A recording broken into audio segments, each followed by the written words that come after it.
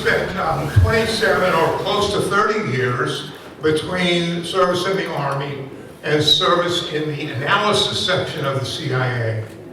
And since that time, he's gone through this incredible evolution in terms of learning and change and finding out things that we didn't know.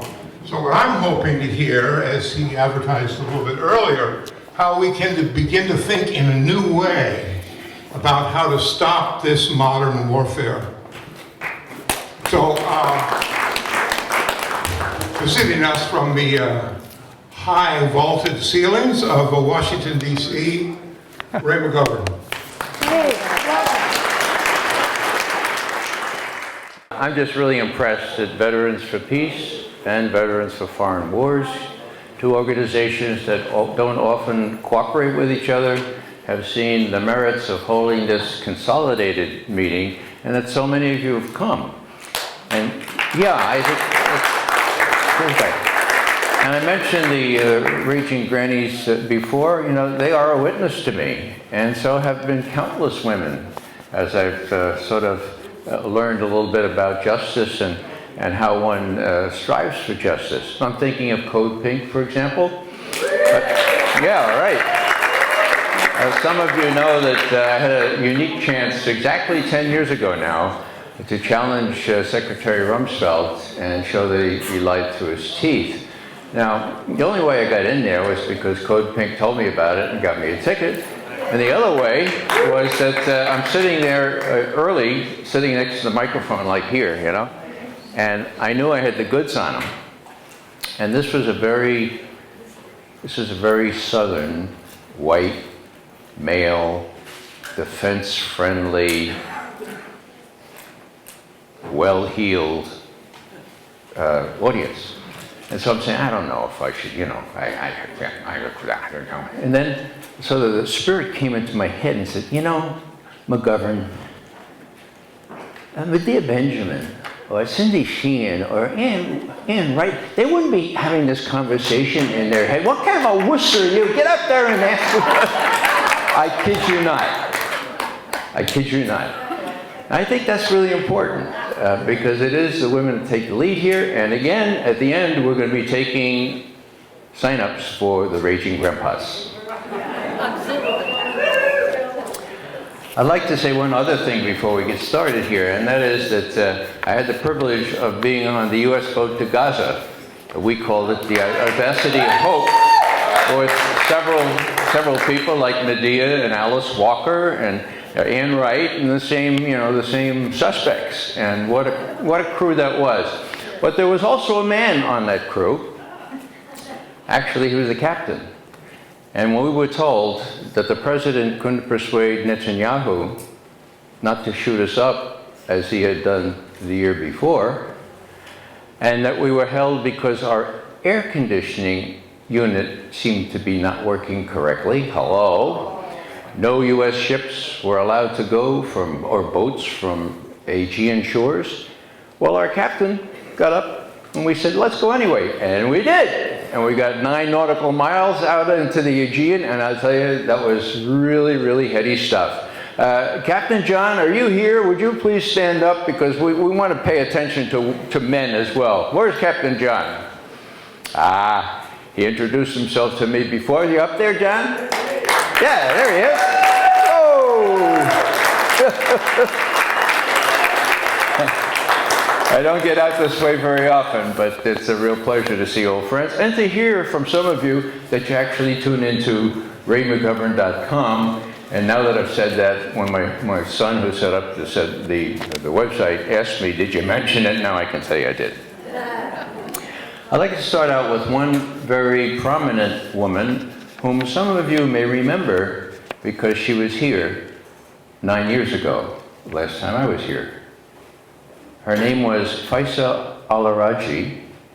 She was a very highly accomplished engineer from Iraq who was in charge of their water filtration system.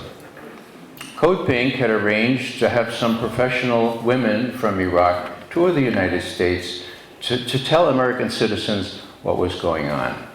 And I was with this particular delegation, with Faisal al-Raji. And our last stop, after a couple of stops in the Bay Area, was here in Santa Cruz. I remember it very, very vividly because Faisal would pour her heart out. She'd tell about what happened to her children, what happened to her. She was living in Amman, Jordan at the time. And you know, the people would be very, very receptive, and they'd be very sympathetic, and they would say, yeah, but what can we do? It was not, hey, what can we do? It was, yeah, but what can we do? Last stop was here in Santa Cruz. She got an incredibly vociferous welcome. Everyone stood up, and she said her piece, and she came back, and she wrote down what she wanted to say. It was so eloquent that I copied it down, or I typed it out. So I'll read it to you. It's a direct quote. It's in Iraqi English, but it's quite understandable.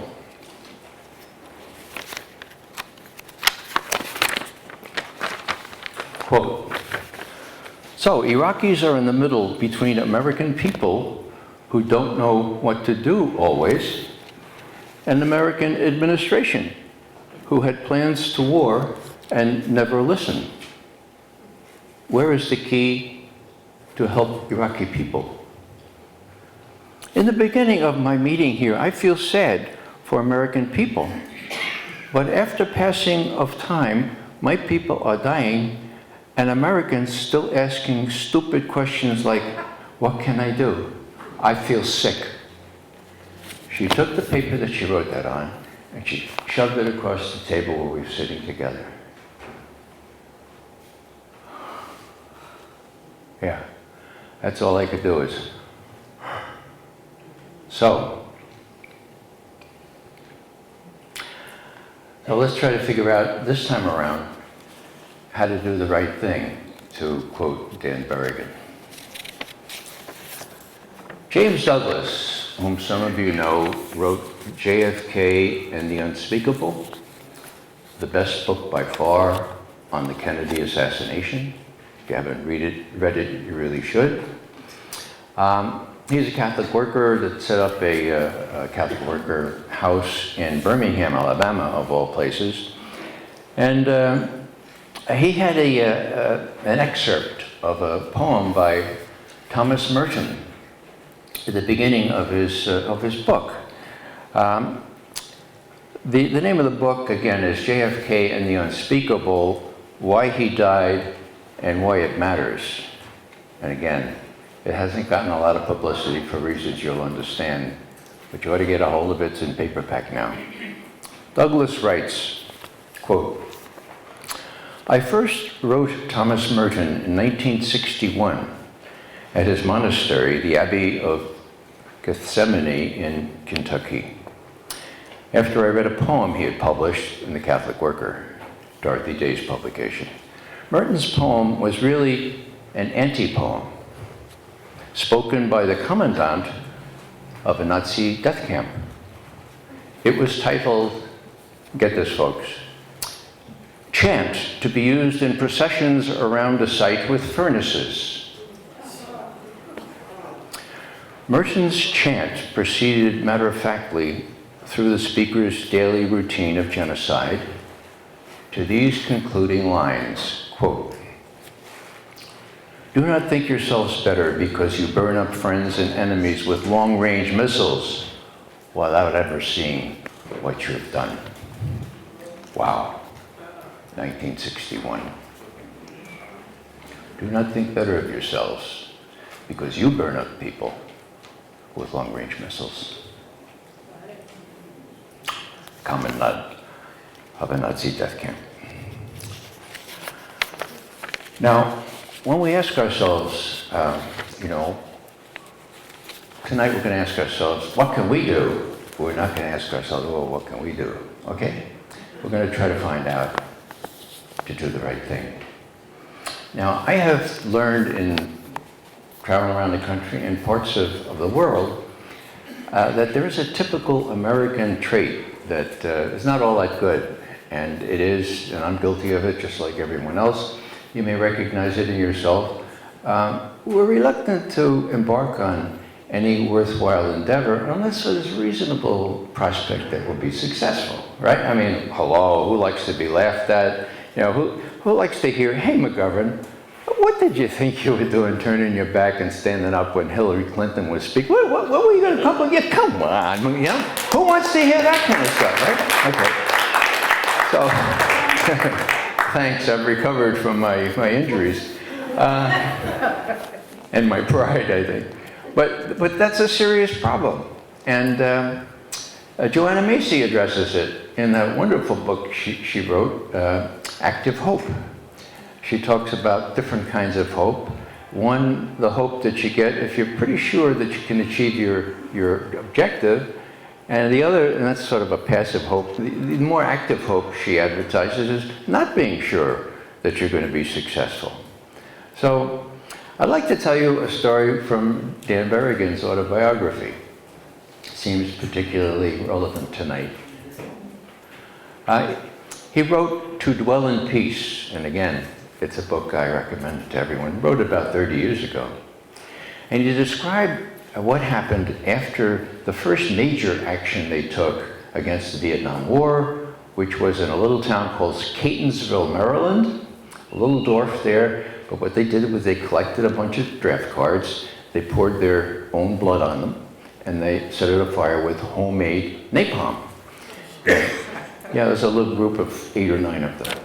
And then they prayed around the fire, and the police came, and they threw them in the only federal building in Catonsville, Maryland, which was the post office, right? So put yourself in Dan's place now, okay? This is the first major action. It's a big deal, right? And he's sitting there, and he's musing to himself, and he's wondering, you know, this was a significant action. I know that people are going to ask me what I was doing. People are going to say I was a commie, or that I'm just crazy. And I have a quote from what he said in that book. He said, I came upon a precious insight. Success or efficiency are placed where they belong, in the background. They are not irrelevant, but they are far from central. Success is not unimportant, but it is secondary.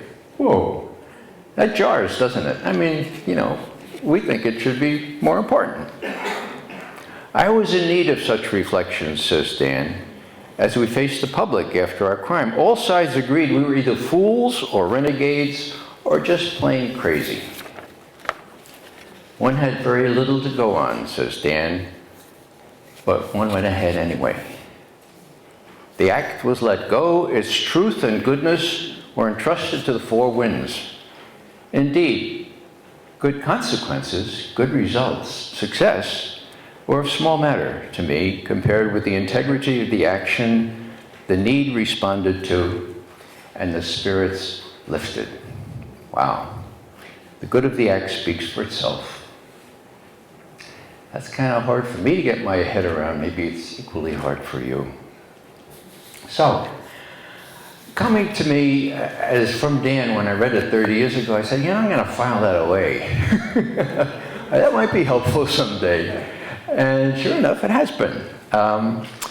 You know, if you team up with people who are like you in terms of their outlook and will hold you accountable for what you promised to do, you'll be amazed at what you can do, and you will not be deterred by what might seem to be the lack of prospects for success, right? So what I'd like to do is just give you a couple examples of my recent experiences with this. The Catholic worker up in Ithaca, New York, is a very active one, and they're not far from Syracuse, where the Hancock Air Force Base is, where they do a lot of drone activity. And I was invited, what was it, late last year, by letter, okay, not by email, not by telephone, to participate in a demonstration before Hancock which was very, very imaginative. 30 cutouts, wooden cutouts of Jerry Berrigan. The third brother, Dan, Jerry, and Phil. Because Jerry lived in Syracuse and he got arrested before Hancock numerous times, and he died last summer. So we were there holding up these cutouts, and we blocked both the egress and the ingress, or whatever, the entrance and the exit to the thing, and for 2 hours. And it was just incredibly artistic, incredibly imaginative, incredibly good. We spent a little time in the Syracuse, the rest of the day and night in the Syracuse jail, but it wasn't so bad. They were not nice to us, but at least they didn't beat us up. Okay, so that was my movie. I'm out on bail now. I've got to go back and face the judge. I don't know what we can get. There were 10 of us. We call ourselves the Jerry Berrigan Peace Brigade. Next time I'd like to talk to you about is the time I tried to get in to see General Petraeus at the New York City Y, the 92nd Street Y. And this time I was more clever. I had my ticket purchased by what we in the intelligence business call a cutout, okay? Somebody I didn't even know, you know? And somebody else gave me the ticket, so I'm marching in there, and all of a sudden I hear for the head of security, "Ray, you're not welcome here." Yeah, I was supposed to be flattered, I guess. They called me Ray. I said, "Well, who are you?" "I'm head of security." "Well, I have a ticket." "Look at the back of your ticket. It says I can refuse you entry. Private property." So, of course, I printed out the ticket, you know. So I said, "Well, there's nothing on the back of my ticket." So then 6, New York Giants rejects, came down to and the cops were right there. They took me down to the station, didn't handle me very nicely, and I spent, long story short, a whole night in what's called the tombs. Now, anybody here spent the night in the tombs under the criminal justice? Okay, at least one. So you know what it's like, right? Dostoevsky said that if you want to measure the level of civilization at a given country, go visit its prisons. And I recommend that every American citizen have one night, just one night, in the tombs, See how people are subhumanly treated like the end of a drone attack, okay? So that was really an eye-opener, and it kind of it opened my eyes to what people go through. Now, with Hillary Clinton, I wasn't so lucky. Some of you know that I was moved by the Spirit to stand up and turn my back, and I had my Veterans for Peace shirt on. And I thought that things were going pretty well, and I'm looking in the back, and all of a sudden this great big, looked like a Redskins reject, he comes lumbering down here in a suit, and before he could get to me, I'm taken down from behind by a guy I never saw, who happened to have a uniform on, and they beat me up pretty bad. I had wounds all over here, ended up in the jail. The jail wasn't so bad, but what I want to tell you about the jail is this. I met at the jail by this, looked like a basketball reject, a big guy with a black cap on, shower cap type thing, and he said to me, "Come here." Now, I'm from the Bronx. And the only reasonable response to that is, "Didn't your mother ever teach you how to say please?" But I thought quickly and said, "Ray, this might not be appropriate to use, I think." So I get in this little cell. It was really small, but you know what? I look at this and say, wow, that's white. I'm gonna be out of here. No sweat. So I take out my key and carve into this metal bed, "Ray loves Rita," Oh, this is good. Then I look at the next cell, and there's a African-American gentleman, about 30 years old there. And so I asked the normal question, "So what are you in for?" So he says, "Drinking in public." Yeah, that's what I said. "Drinking in public? They put you in jail for that?" He said, "Well, I don't know. My friend ratted on me. It was in a paper bag, but it's the second time, so yeah." So I said, "Well, where do you live?" "Well, he talked around it, but he's homeless," okay? So where the hell are you going to drink a beer if you're homeless and you're in jail, okay? Now what happens? 2 hours later, the jailer, the great big guy with the shower cap on, he comes out, "All right, McGovern, you get out of here. Baines, you're with us tonight. The marshals came, put chains on this guy, feet and hands, and took him down to the prison below. You need direct experience with innocent human suffering to understand what it's like, folks. So get yourself into that kind of jail every now and then. You'll see how people are treated, and you'll know what it means to have white privilege. It knows what it means to have this knapsack full of things that we really need to put into play. The only other thing I'll say about Hillary was that she got all manner of emails, I mean thousands, and telephone calls, I mean thousands, partly because my Veterans for Peace colleagues, were beating on them. You need to apologize to McGovern, always does it. So what am I saying here? I'm saying that this is a teaching point. I see a lot of people out there with the same color hair that I have, okay? Now, we learned from that the American people don't like old folks to get beat up, okay? Now, young people, I have a comment to them. Yeah, the young people, we used to be young, but old folks, they really don't like it. So those of you who are almost as old as I am, realize you've got a real card to play that others don't. A real advantage that you can put into play.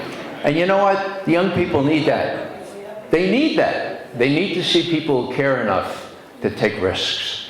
And my daughter in Oakland, she says, Dad, she said, the young people are getting it.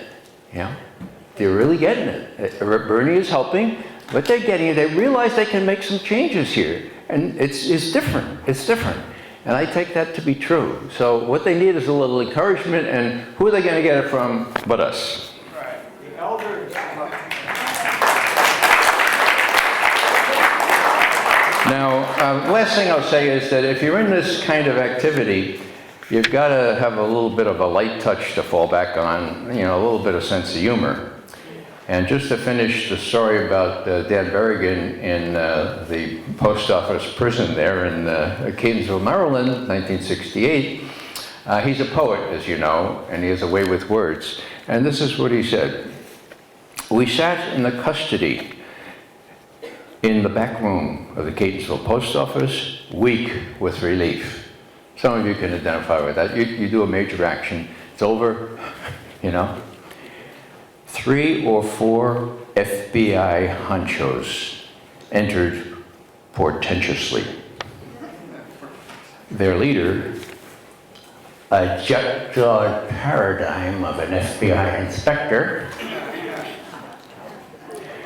his eagle eye lit on my brother Philip in his clerical garb, and he roared out, "Him again! God Almighty, I'm changing my religion!" And then writes, "No higher compliment could ever come to my brother Philip." I want to leave a lot of time for questions here. And so I'm going to read a poem that Dan Berrigan wrote that he never published. Now, how do I know about this? Well, when I go to New York, I stay at the Catholic Worker down in the Bowery. And usually someone like Kathy Breen or Martha Hennessy, or they're usually in Iraq or Iran or someplace doing good stuff, or someplace with Code Pink. So I get to use their room. Well, in Kathy Breen's room, on the wall was this wonderful poem, which I copied down, and I've typed it out, and I'd like to read it to you. It's called Some, by Dan Berrigan, and it was dedicated to a dear friend named Iqbal Ahmed. Some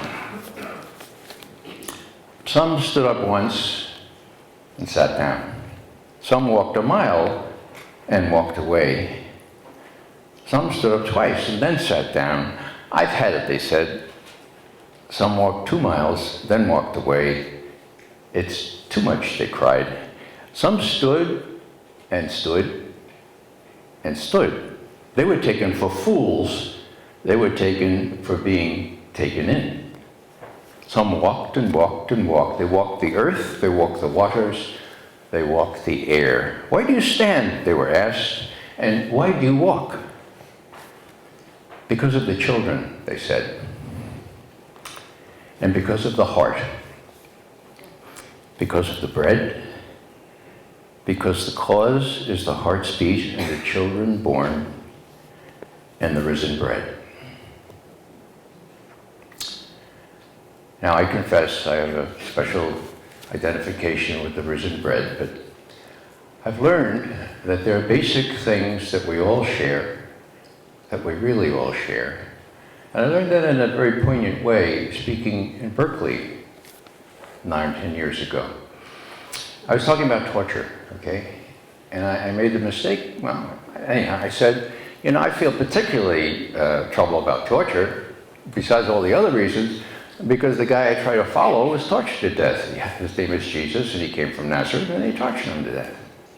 Well, I got an email from the friend with whom I was staying, who was an atheist, and he said, "Now, Ray, it's really nice to hear about, you know, how you feel, especially, but you know, you don't have to do that." And he said, "Every human being knows that you don't do that to another human being." And so it is. Every human being knows that you don't kill other human beings that you don't even know just because it's so easy by pushing a button.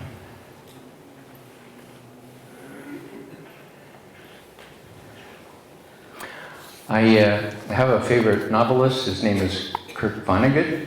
Some of you know about him. And he too is a humanist, atheist, or whatever. And someone asked him one time, "Hey, Kurt, what do you think about Jesus of Nazareth?" And Kurt says, I don't know if he was God's son or not, but if it weren't for the Sermon on the Mount, I think I'd just as soon be a cockroach.